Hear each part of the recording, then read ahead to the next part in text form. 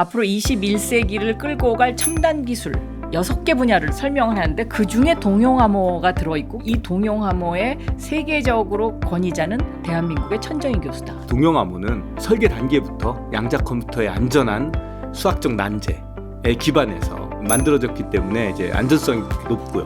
데이터를 암호화한 후에도 그 데이터를 처리할 수 있는 그런 기능이 있다는 걸 알게 된 겁니다. 저는 AI의 강국에는 두 종류가 있을 거라고 생각을 합니다. AI의 파운데이션 모델을 만드는 국가, 두 번째는 데이터를 잘 보호할 수 있어서 잘 활용하는 국가. 우리가 파운데이션 모델을 개발해서 하는 것만 유일한 길이 아니라 암호 기술을 가지고 전 세계의 어떤 산업의 한 축을 할 수 있는 시기인데 2025년은 대한민국이 털렸다라고 표현을 해도 과언이 아닐 것 같습니다. SK, KT, 롯데카드, GS 리테일, 넷마블, 예스24, 올리브영 등등등. 그리고 이제 쿠팡 3천만 명 이상의 개인정보가 유출되자 쿠팡 사태가 일파만파 번지고 있습니다. 박영선의 테크토크. 그래서 오늘은 한국의 보안 과연 괜찮은지 동용암호와 양자 내성암호의 세계적 권위자이신 서울대학교의 천정희 교수님 모셨습니다. 안녕하세요. 네, 안녕하세요, 장관님. 개인정보 문제가 점점 심각해지고 있는데요. 더군다나 이제 이 쿠팡의 3천만 명 이상이 털린 그 여러 가지 종류 중에서 또 인증이 털린 것도 있지 않습니까?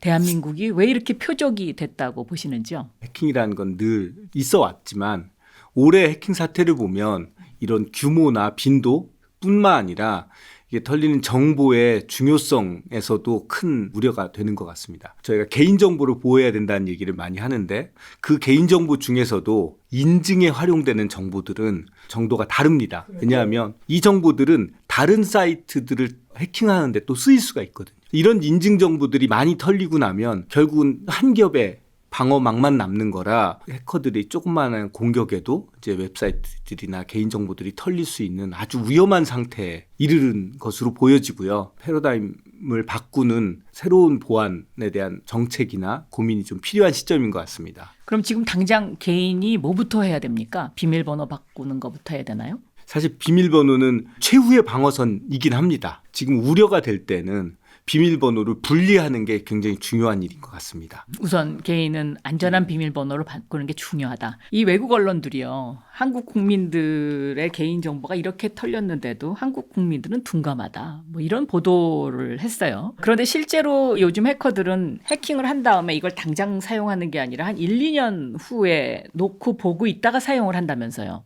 네, 그렇죠. 그들도 블랙마켓이긴 해도 경제적인 활동을 합니다. 자기의 해킹이 최고의 경제적 성과를 이룰 수 있을 때를 고르겠죠. 그러다 보니까 해킹이 일어났는데도 알지 못하고 있는 경우가 굉장히 많을 거라고 봅니다. 그래서 안심하면 안 된다. 해킹했는데 사실 지금 국민들이 둔감한 이유가 해킹했다는데 뭐 별일 없네? 이제 이렇게 생각을 하고 있는 것 아닌가 저는 그런 생각도 듭니다. 그런 부분이 있을 것 같습니다. 그러니까 당장 피해가 없기 때문에 괜찮지 않을까라고 오해하는 경우가 있는 것 같고요. 또 하나의 문제는 해킹에 대한 얘기들은 많은데 이 해킹이 일어났을 때 어떤 식으로 내가 액션을 취해야 되는지에 대한 얘기들은 사실 그렇게 많지가 않습니다. 네. 그러다 보니까 개인 입장에서 걱정은 돼. 근데 거기서 끝나는 거죠. 괜찮겠지 뭐 이렇게. 그것밖에 할 수 있는 게 없다 보니 긍정회로로 괜찮겠지 하는 수준으로 할 수밖에 없지 않을까. 그런데 이제 이 암호라는 게 크게 네트워크 보안, 그리고 시스템 보안, 그리고 데이터 보안 이렇게 이제 3단계로 층이 구별이 되지 않습니까? 네. 이걸 좀 쉽게 좀 설명을 좀 해주시죠. 보안이라는 것은 데이터를 지키기 위한 수단인데 여러 가지 수단들이 역사적으로 발전을 해왔습니다. 가장 대표적인 건 데이터 보안에 속하는 암호 기술입니다. 시스템 보안이나 네트워크 보안이 아주 취약했을 때에도 일종의 금고라고 볼 수가 있는데요. 어떤 중요한 정보들은 이 금고에 넣어서 보호하는 기술들이고요. 그러니까 지금 금고에 넣어서 보안하는 것이 최종적인 단계죠. 데이터 보안. 네, 그러니까 데이터를 물리적인 거랑 비유를 해서 보면 저희가 어떤 중요한 물건이 집에 있을 때 생각할 수 있는 게 일단은 집을 안전하게 지어야 되겠죠. 그러면 이제 시스템 보안에 속할 수 있고요. 또 집에 들어오는 현관문에 뭐 알람을 설치한다든지 경비원을 둔다든지 이런 것들이 네트워크 보안에 속할 수 있습니다. 그러니까 바깥에서 들어올 때는 이제 네트워크 보안에서 먼저 거르고 그다음에 시스템 보안에서 들어왔어도 이제 시스템을 못 움직이고 시스템을 해킹을 하더라도 데이터가 암호화돼 있으면 금고에 있기 때문에 활용할 수 없다. 이렇게 세 가지가 가장 기본적인 보안 단계라고 볼 수 있습니다. 그럼 지금 이번에 쿠팡이 털린 거는 어디에서 털린 겁니까? 일단 네트워크 보안에서 털린 게 맞고요. 그 다음에 이제 시스템 보안에서도 문제가 된 겁니다. 굳이 구분하기는 어렵지만 여기는 내부자 문제지 않습니까? 그 내부자가 적법하지 않은데 적법한 권한처럼 들어올 수 있는 거라서 네트워크 보안과 시스템 보안이 문제가 된 건데 문제는 그렇더라도 안에 들어와서 데이터들을 가져가는 게 어려워야 되거나 가져가도 활용할 수 없도록 되어 있어야 되는데 사실상 데이터 보안에 속하는 암호화는 대부분 활용되지 않는 것처럼 보여집니다.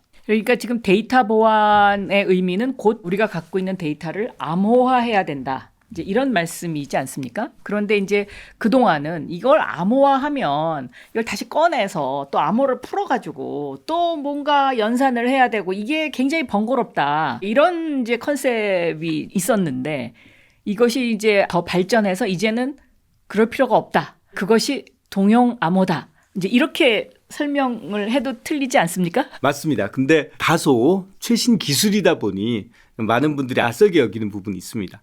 근데 이제 암호화 자체는 많이 아시잖아요. 근데 암호화가 불편하다는 것은 아이러니하게도 시간이 갈수록 더 불편해졌습니다.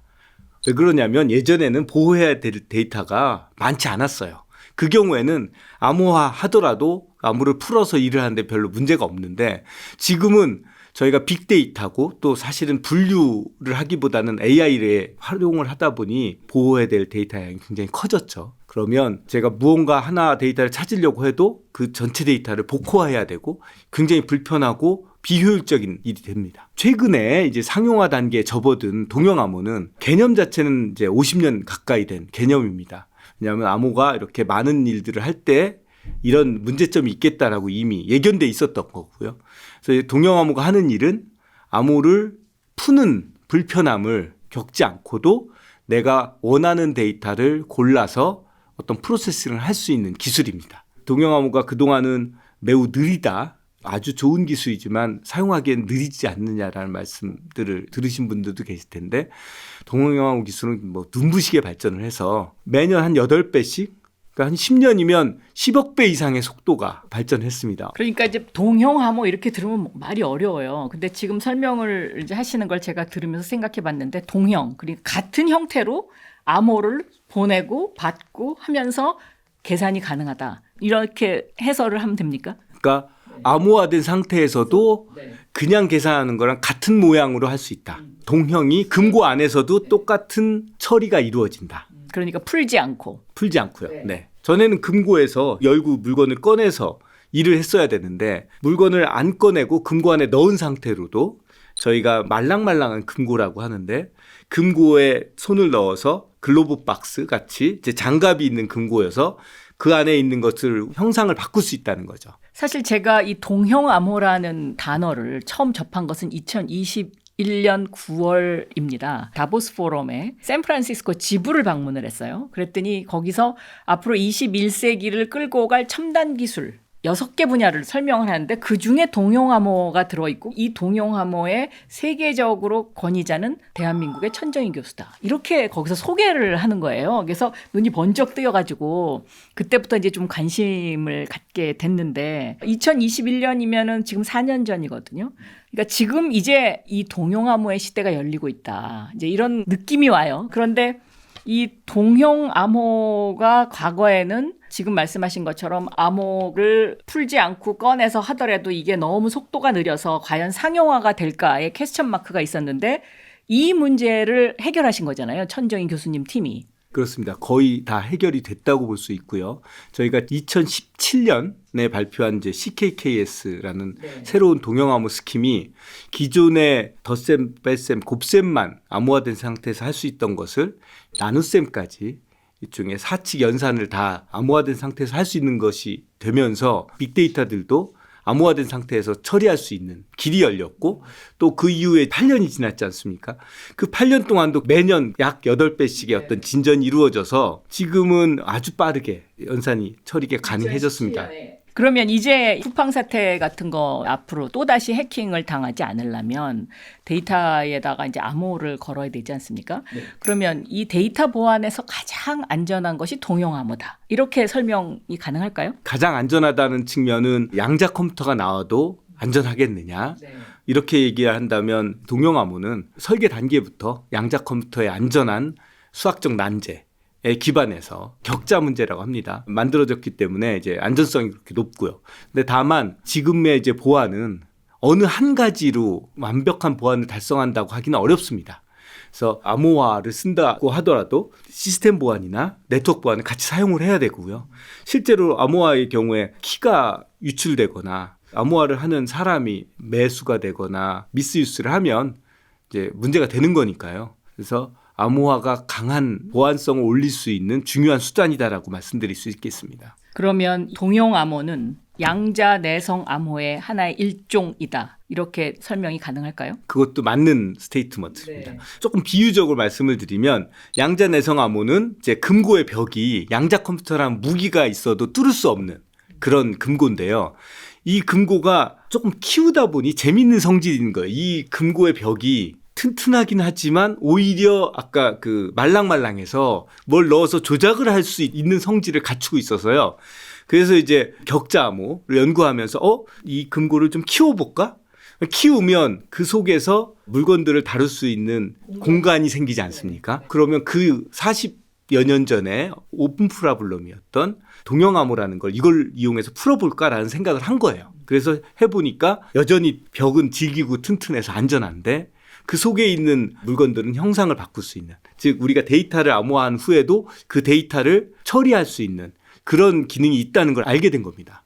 그래서 저희는 양자내성 암호가 자그마지만 형이고 이제 동형 암호가 동생이다. 같은 종류다. 그러면 미국은 이제 양자내성 암호 체계로 이미 표준화가 됐어요. 한국은 사실 컨트롤 타워가 국정원입니다. 그런데 이 우리 정부가 암호 산업, 보안 산업에 대한 대한민국의 미래의 그림을 못 그리고 있는 거 아닌가? 이제 이런 생각이 좀 들 때가 있는데요. 교수님은 어떻게 진단하고 계십니까? 암호 산업의 어려운 점이 뭐냐면 시작은 소규모의 비밀 데이터들을 보호하기 위해서 시작을 했으니까 국정원이 이제 컨트롤 타워가 돼서 필요한 암호 기술들을 개발하고 활용할 수 있도록 정책을 세웠던 것들이 있었고요. 우리나라가 그 덕택에 암호 학계도 그렇고 굉장히 수위권에 있습니다. 저희 이제 암호 기술 경우에 보면 뭐 일본에서도 규모는 우리가 굉장히 작은데 훨씬 잘하고 있다. 이런 평들을 받습니다.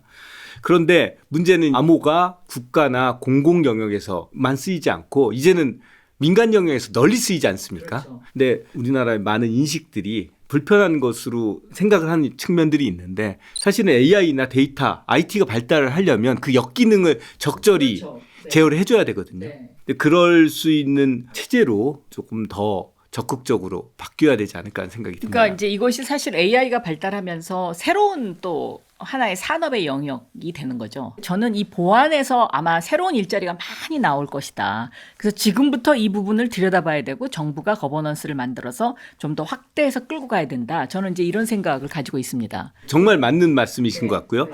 개인이 볼 때는 그 AI나 IT는 이네이블러고 보안은 디스에이블러처럼 보입니다. 그렇지만 산업으로 보면 그 두 가지가 동반 성장을 하거든요. 그렇죠. 네. 특히 미국에서 보면 지금 보안업체들이 굉장히 어마어마한 가격으로 인수가 되고 있어요. 예전에 비해서 공이 한두 개씩 더 붙고 있어요. 그 얘기는 산업적인 효과가 크다는 겁니다. 앞으로 이제 이것이 굉장히 확장이 될 텐데 예를 들면 이 정부가 암호 모듈 검증 제도라는 거를 정해놨어요. 그런데 기술은 계속 발전하고 해커들의 능력은 점점 뛰어나는데 오히려 이 제도가 뒤따라가기 때문에 이 암호를 적용하는데 방해가 된다. 뭐 이런 비판도 있던데 교수님은 어떻게 생각하십니까? 사실 암호모듈 검증제도 KCMVP 제도는 민간을 위해서 만든 건 아닙니다.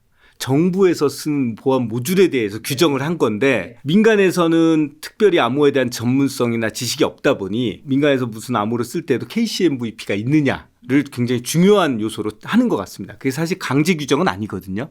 근데 그러다 보니까 좀 맞지가 않는 게 많이 생깁니다. KCMVP는 아까처럼 국가 기밀이나 공공기관의 중요 정보를 보호하기 위해서 되게 보수적으로 움직입니다.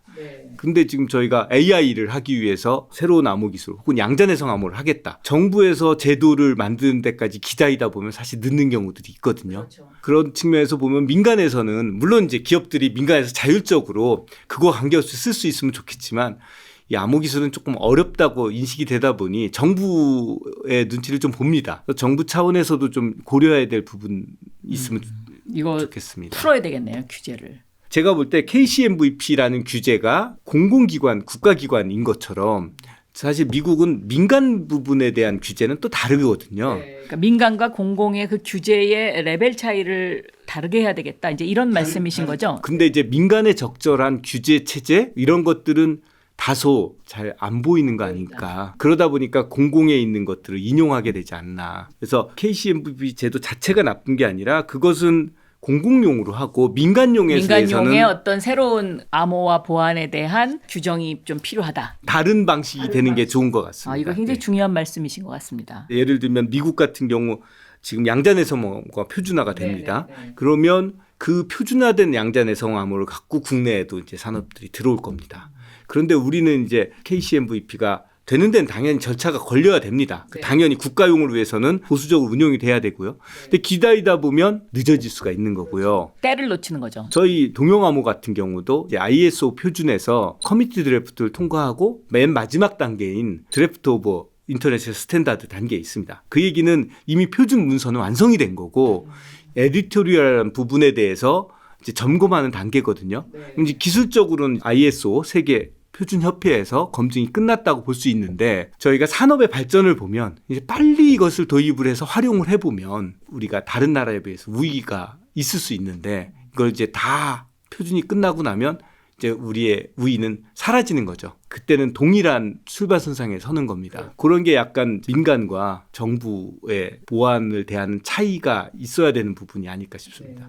그 1년간 실리콘밸리에 계셨잖아요. 거기서 무엇을 느끼셨습니까? 보안 같은 경우는 아무래도 이제 미국 시장이 훨씬 크고 미국이 주도적으로 끌고 가다 보니 저희도 이제 암호라는 것도 미국의 동향을 보고 미국의 산업이 필요하다. 진출이 필요하다고 생각을 해서 여러 가지를 좀 살펴봤는데요. 일단은 뭐 쉽지 않습니다. 쉽지 않다는 게 어떤 의미시죠? 그러니까 우리 기술이 미국에서 성공하기가 쉽지 않다라고 생각을 했습니다. 가장 크다랗게 충격을 받은 거는 기술의 국적이 있는 줄 몰랐습니다. 저는 이제 우리나라는 약간 일종의 서양 열강 이런 표현을 쓴 것처럼 선진국에 비해서 약간 발전하는 단계니까 국가의 기술 이런 얘기들을 좀 하는데 전 마치 미국은 안 그럴 거라고 좀 생각을 했던 것 같습니다. 누구에게나 기회가 주어지는 나라 이제 이렇게들 생각을 많이 하죠. 네, 그렇게 말씀을 들었고요. 그런데 더 엄격한 기술 국적이 있는 것 같습니다. 일단 민간 기술들은 기술이나 사업이 네트워킹 기반으로 많이 이루어진다는 걸 깨달았고요. 우리나라보다 훨씬 더 심한 것 같고요. 또 보안 기술 같은 경우는 국가 주요 전략 기술이기 때문에 국가에서 굉장히 여러 가지 단계로 구분을 합니다. 이 기술의 소스가 어딘지를. 심지어는 이제 문서로 나와 있습니다. 주요 주수 구성이 어떤지 이런 거에 따라서 기회들을 좀 다르게 한 부분도 있습니다. 그거는 뭐 어느 나라나 그렇죠. 그러니까 이제 지금 하신 말씀이 기술에도 국적이 있다. 이게 이제 암호에도 국적이 있다. 이제 이렇게 해석이 되는데요. 예를 들면 지금 전 세계의 양자내성 암호의 표준은 두 가지밖에 없다. 현재는 미국 표준, 한국 표준. 근데 암호는 좀 다를 것 같은 생각이 들어요. 왜 그러냐면 이게 다 미국 표준으로 통일이 돼 버리면 그 해커들이 그거 하나만 하면 되지 않습니까? 그런데 다른 종류의 암호가 한국 표준이 있다? 그럼 이거는 또 다른 거네. 그래서 이게 더 안전할 수도 있다. 이렇게 구분도 가능하지 않을까요? 굉장히 중요한 지적을 해주셨는데요. 어떤 일이 있었냐면요. 2013년에 스노든 사태라고 꽤 유명한 일이 있었는데 미국 정부의 정보기관에서 일하던 분이 나와서 폭로를 했어요. 미국이 미국의 암호를 보급할 때 어떤 특별한 일을 했다라는 게 밝혀졌었습니다. 미국에서 표준화한 난수 생성기에 백도어가 있을 수 있다라는 게 알려졌습니다. 그러면서 이제 표준에서도 제외됐는데 그때 전 세계적으로 암호 기술은 미국 것을 신뢰하는 게 아니라 자국에서 해야 된다라고 됐고요. 덕분에 세계 각국에 있는 동료들이 아주 좋은 시기가 됐습니다. 그 전에 각국에서 이제 암호를 포기하면서 미국산 암호를 갖다 쓰기로 되면서 암호가 굉장히 위축됐거든요. 근데 이제 그 기억이 지금 12년이 지났는데 각국에 너무 생생한 겁니다. 미국에만 의존을 하면 이게 위험할 수 있겠다는 경험이 있어서 제가 지금 만나보는 많은 암호학자들이 자기네 자국 암호가 아니라면 차선책으로 생각을 할 때 미국이 꼭 우선이 않을 수 있습니다. 특히 중동 국가가 그럴 것 같은데요. 중동도 그렇고요. 심지어 유럽이나 동남아나 이런 국가들에서 양자내성 암호 표준화 정책에 대해서 문의가 오고 혹은 양자내성 암호를 쓸 수 있는지 검토를 하고 이런 일들이 있습니다. 그러면 2026년 이 암호 산업 전망이 밝을 것 같은데요. 암호가 중요하다는 것과 암호 산업하고 약간 괴리는 좀 있는 게요. 암호는 역설적으로 너무 중요하기 때문에 정부에서 이렇게 규제들을 합니다. 검증 제도를 통해서 인정을 해주고 활용될 때도 좀 엄격하게. 그래서 암호 산업은 이런 기술 개발뿐만 아니라 정부의 정책하고 같이 갑니다. 예를 들어서 표준화가 우리나라가 전 세계에서 두 번째로 이루어졌지만 반드시 암호 산업이 우리가 전 세계에서 두 번째로 성공할 거라고 얘기하기는 어려운 겁니다. 왜냐하면 이것을 활용하는 데에는 정책이 따라야 되거든요. 그래서 그런 부분들이 이제 우리 암호를 산업으로 육성을 하려면 국가용뿐만 아니라 산업용에 대한 정책 마련. 그러면 정부의 역할이 엄청 중요하네요. 그럼 오늘의 결론은 AI 3대 강국이 되려면 암호 강국이 돼야 되고 그것은 곧 정보 강국을 의미하는 것이다. 이렇게 결론 내면 되겠습니까? 저는 AI의 강국에는 두 종류가 있을 거라고 생각을 합니다. AI의 파운데이션 모델을 만드는 국가. 두 번째는 데이터를 잘 보호할 수 있어서 잘 활용하는 국가. 그 두 번째는 특히 이제 동영암호 기술이 중요한 역할을 할 거라고 생각하거든요. 그것은 이제 비단 국내에만 머무르는 게 아니라 자국의 데이터를 보호하면서 AI를 활용하고 싶은 특히 소버린 AI. 그렇죠. 그런 나라들의 우리가 파운데이션 모델을 개발해서 하는 것만 유일한 길이 아니라 데이터 보안에 속하는 암호 기술을 가지고 전 세계의 어떤 산업의 한 축을 할 수 있는 시기인데 정책적인 어떤 도움이 여기는 필요합니다. AI의 발달로 인해서 젊은이들이 도대체 나의 미래는 무엇이고 나는 무슨 일을 해야 되나 하고 고민을 엄청 많이 하잖아요. 그런 분들에게 암호학을 공부해라. 보안 산업에 관심을 가져라. 거기에 새로운 일자리가 있다. 그리고 거기가 앞으로 미래의 새로운 블루오션이 될 것이다. 이렇게 이야기를 해도 되는 거죠. 너무 멋진 말씀이십니다. 정확하게 말씀을 해주셨습니다. 네. 사실 시작은 AI로 했지만 그 끝단은 암호, 보안 산업이다. 천정희 교수님과의 테크톡 결론을 이렇게 내리도록 하겠습니다. 감사합니다. 네, 감사합니다. 미래를 먼저 보다 티타임즈.